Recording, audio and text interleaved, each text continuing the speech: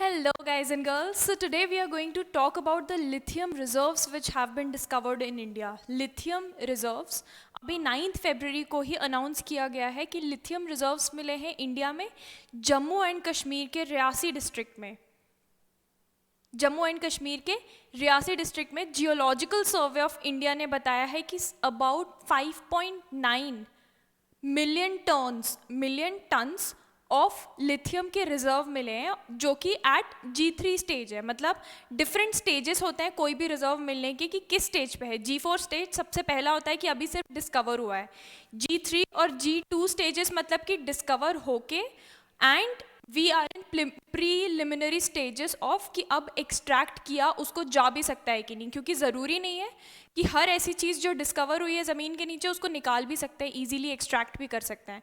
तो वो स्टेज कहलाता है G3 और G2। और फिर G1 होता है कि उसको एफिशिएंटली अब डिस्ट्रैक्ट किया जा सकता है और करेंगे।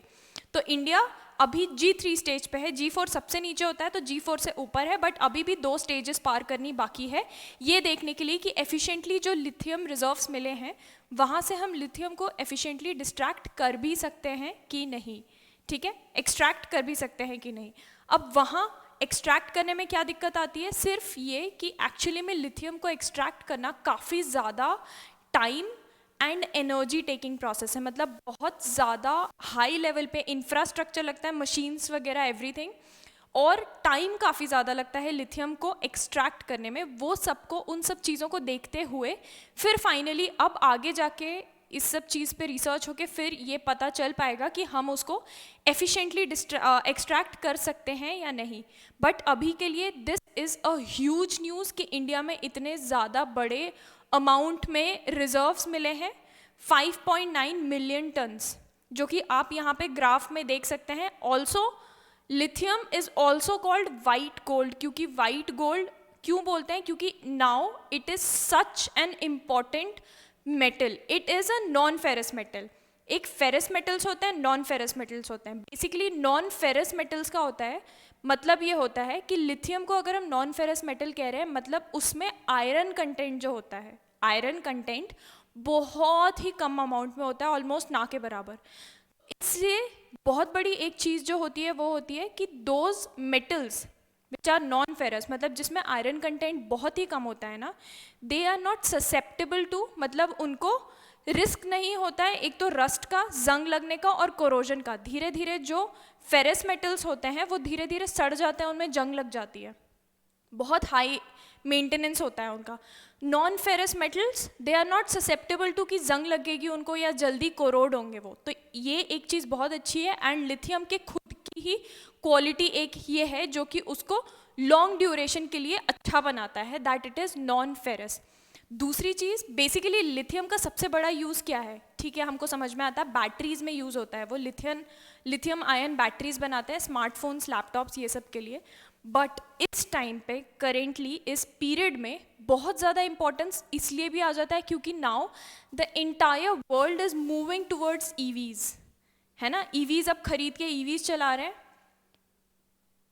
Electric vehicles. EVs basically electric vehicles की तरफ सब मूव कर रहे हैं क्योंकि सबका कॉन्सेंट्रेशन, ध्यान अब है कि हमको क्लीन एनर्जी पे फोकस करना है। क्लीन एनर्जी बेसिकली क्या होता है, ऐसी एनर्जी, ज़्यादातर renewable sources of energy clean energy माने जाता है, वो मैं अभी बताऊंगी रिन्यूएबल सोर्सेस कौन कौन से होते हैं। क्लीन एनर्जी बेसिकली ऐसी एनर्जी होती है जिसको प्रोड्यूस करने में पोल्यूशन कॉज नहीं होता है, इन्वायरमेंट को नुकसान नहीं होता, बहुत हाई लेवल पे एमिशंस, पोल्यूशंस कॉज नहीं होता है। ऐसी एनर्जी की तरफ सब मूव कर रहे हैं। अब ऐसी एनर्जी कहाँ से आ सकती है, रिन्यूएबल सोर्सेज, जैसे कि wind energy, solar energy, bio energy, hydro power energy. अब एक बहुत ज़्यादा जिस पे रिसर्च हो रही है, ओशियन एनर्जी, ओशियन के वेव से जो एनर्जी प्रोड्यूस होती है। इंडिया में भी उस पर रिसेंटली बहुत बड़ी एक न्यूज़ आई थी, उसके बारे में हम किसी और वीडियो में बात करेंगे। बट ये सारे रिन्यूएबल सोर्सेस ऑफ एनर्जी हैं। इन एनर्जीज़ को बेसिकली प्रोड्यूस करने में, स्टोर करने में पोल्यूशन कॉज नहीं होता है, इन्वायरमेंट को इफेक्ट बहुत ज़्यादा लेवल पे नहीं पड़ता है। लिथियम आयन बैटरीज ऐसे रिन्यूएबल एनर्जी सोर्सेस से जो एनर्जी प्रोड्यूस होती है उसको स्टोर करने के लिए बहुत अच्छी है।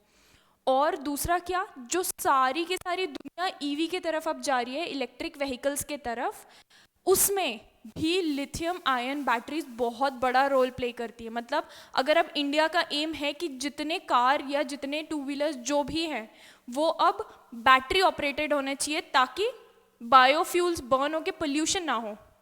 पेट्रोल डीजल ये सब से जो गाड़ियाँ चलती है उससे पोल्यूशन होता है ना, अगर हम बहुत बेसिक टर्म्स में बात करें तो अब सबका एम क्या है कि अगर बैटरी ऑपरेटेड गाड़ियाँ होंगी, ईवीज होंगी, तो पोल्यूशन उतना ज़्यादा कॉज नहीं होगा। इसलिए पूरी दुनिया ईवीज के तरफ जा रही है। अब ईवीज में मेन चीज़ क्या है? गाड़ी तो सेम तरीके से चलती है, सब कुछ सिमिलर होता है, मेन चीज़ जो है उसकी बैटरी। आपको इतने छोटे से एक व्हीकल में, खासतौर पे टू व्हीलर्स, उनमें आपको इतनी हाई पावर्ड बैटरी लगानी है कि ताकि बार बार ऐसे फ़ोन जैसे होता है ना, फ़ोन की जिनकी अच्छी बैटरीज होती हैं, एक बार चार्ज करो 2-2 दिन चल जाते हैं, ऐसे आपको इतनी अच्छी बैटरी को यूज़ करना है कि आप एक बार चार्ज करके अच्छा खासा उसको चला पाओ। That would be considered the best possible use. तो लिथियम आयन बैटरीज में क्या होता है, जो बहुत अच्छी चीज़ है लिथियम की, कि लिथियम लाइट इन वेट है।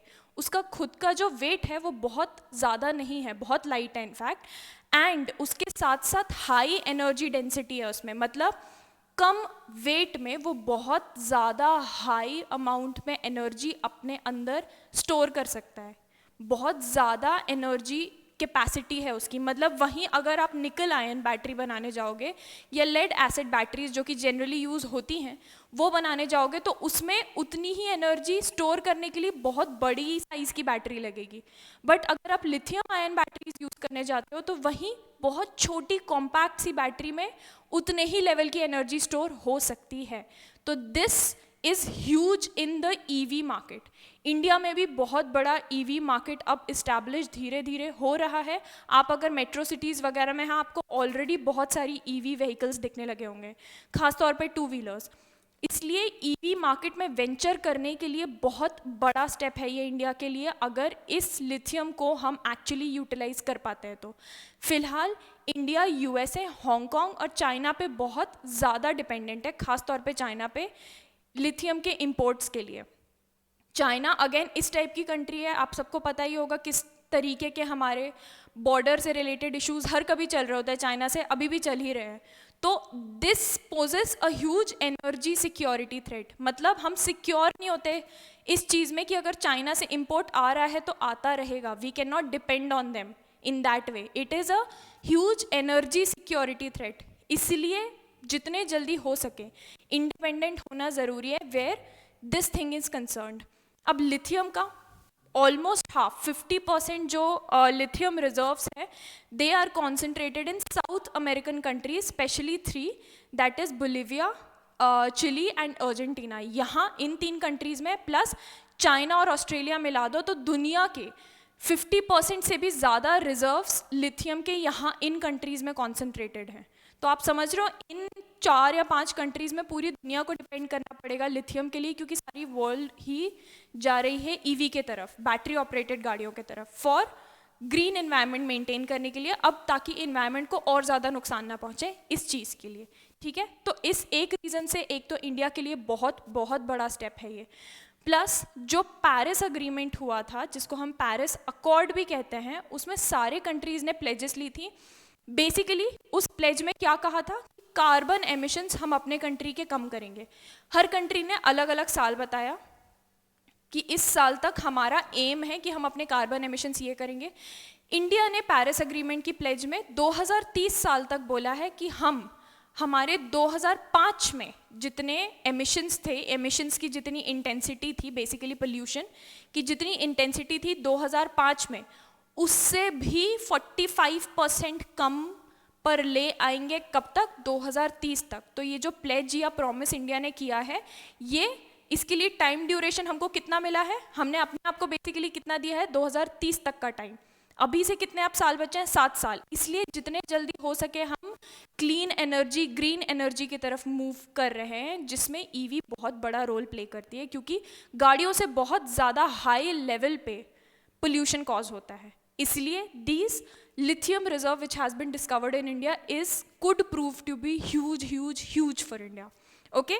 I hope this thing about lithium and why is it important, what kind of metal is it, and why is it important for India is clear to everyone.